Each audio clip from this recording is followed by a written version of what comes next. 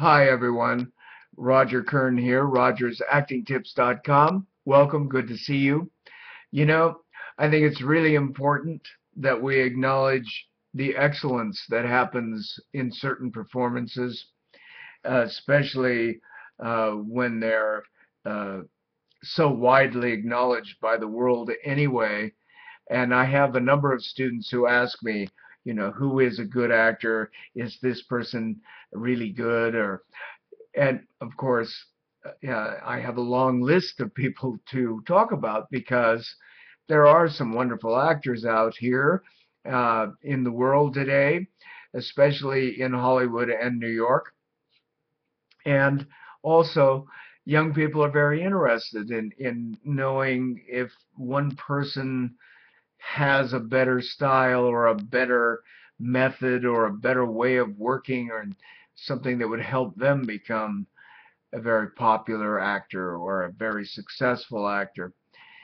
And the one that I was asked about today is a tremendous, astoundingly wonderful actor, a man named Daniel Day-Lewis, who most recently won the Oscar, his third, I believe, his third Oscar, and I believe he's the only person in history to win the Best Actor award 3 times. I'm pretty sure I'm correct on that.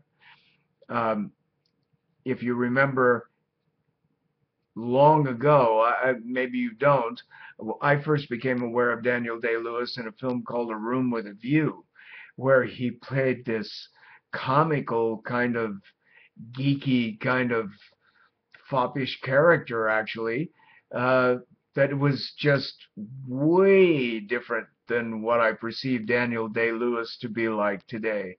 And when I first saw that, I wondered if that was his career, if that's the way he was going to be seen, and if we were going to see him do a lot of these comical kind of flighty characters.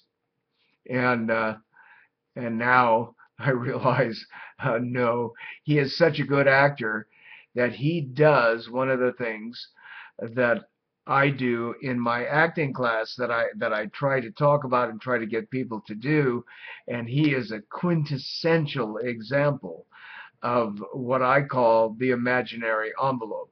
And that exercise is where you slip inside someone else's skin and pretend that you are them and fill their skin and fill their presence and become them.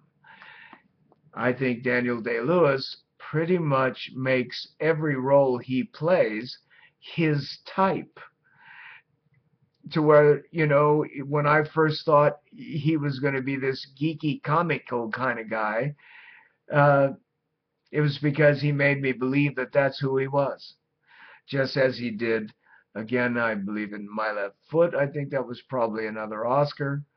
And also, I think There Will Be Blood. I think that was another Oscar. And then Lincoln.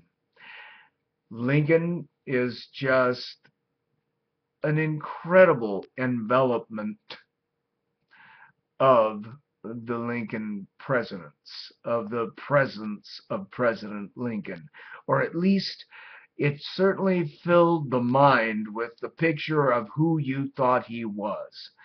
The emotional climate, the voice, from head to toe, he had a posture that was reminiscent of what we think of Lincoln, this kind of rounded back, tall, gaunt look.